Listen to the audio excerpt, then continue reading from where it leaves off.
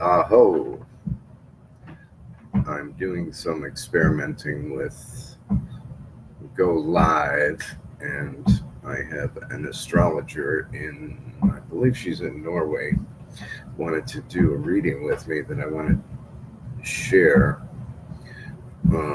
So I'm just trying some things. I wanted to share a story and call the directions here. My spiritual beliefs are Native American, worked with a lot of different tribes, Lakota, Deer Tribe, Blackfoot.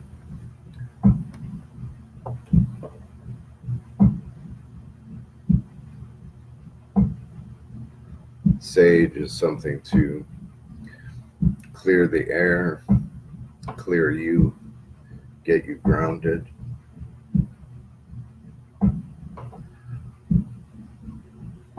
Something that I use in a sacred way to call the directions. Call to the east, to the place of the great eagle, most powerful of North American totems. It's that which flies highest and closest to Great Spirit, has a different perspective, sees things from above. Come and join the circle and be with me. Help guide me. Call to the direction of the south. Oh, Coyote in Lakota, the trickster. I ask that your lessons in life be gentle and easy and painless. And thank you for your brotherhood.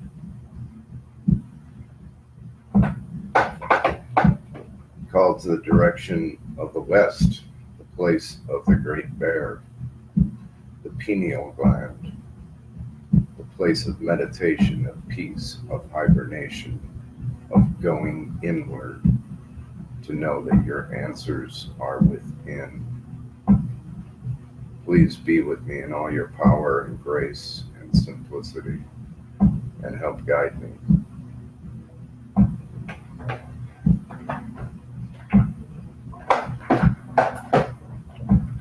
Called to the direction of the north, place of the great buffalo. Said in Lakota legend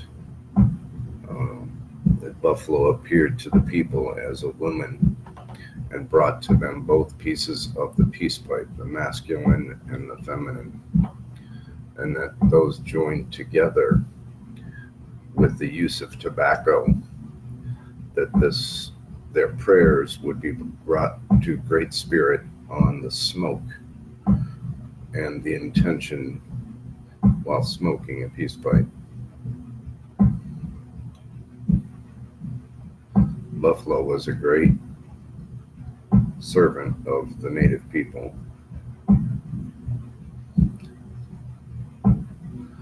The story I wanted to share today was of a vision quest I did long ago in Mendocino, California. I wasn't planning on doing a vision quest. A lot of the spiritual things that I've been blessed to do were not my guidance. I was put in the right place at the right time. Same thing with doing a fire walk. Had no intention of doing that, but it happened. So I went to do a sweat lodge in Berkeley, California.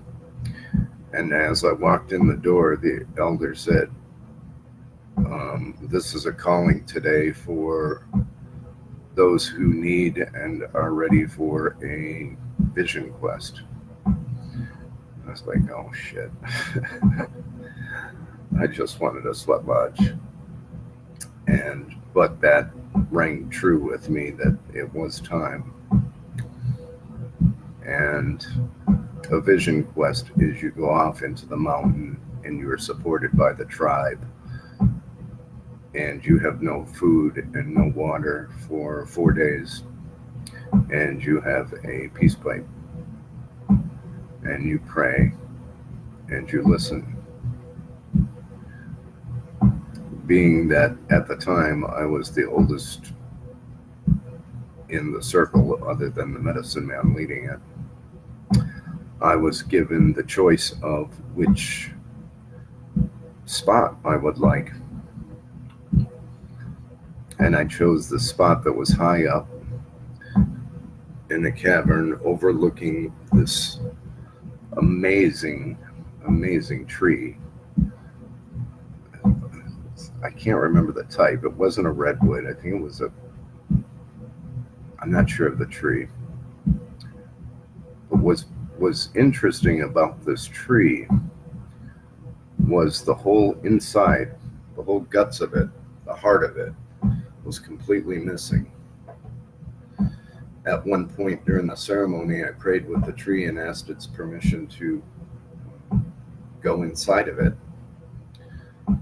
And I could spin around inside of the center of this tree and not touch the walls. I could reach up above me, and I could not touch anything inside. And I sat down there, and I just started to weep. It's like, how can something that is so damaged be so beautiful and so strong and so amazing? Not only was it surviving, it was thriving. It was probably 200-300 years old without the whole inside part of what you would think makes a tree. And at that time, I was really struggling in life, being diagnosed with AIDS, having a very bad skin condition that covered 80% of my body, an overactive immune system. I felt so damaged and broken that I'm looking at this tree as a symbol of me. It's like, yeah, okay. I have a lot that's broken and damaged and missing and not there. And I too can be beautiful, powerful, majestic, amazing. Not in spite of, but because of. And that was a very powerful lesson for me. And also relying on these strangers that I didn't even know. When they ate food, they would stop, get grounded, meditate, and they would eat for me. When they drank water, they would do it in a sacred way and think of me. And the whole time that I was on the mountain for 4 days and 4 nights, I was never hungry. I was never thirsty. Although when I finally came off the mountain and was given some Trader Joe canned peaches or jarred peaches, it's like, oh my God, this was the best thing I've ever tasted in my entire life. I guess the message of this, and then I have to continually remind myself, is that we are amazing beings. I am an amazing being. And I can thrive and be this majestic, wise, beautiful being, even though I have been damaged and there is a lot of me missing. But that's what makes me who and what I am. And another interesting aspect was perspective. If you walked around to the other side of the tree, which I did, you couldn't see any of the damage. It just looked like a normal, regular, beautiful tree. but it was a special tree.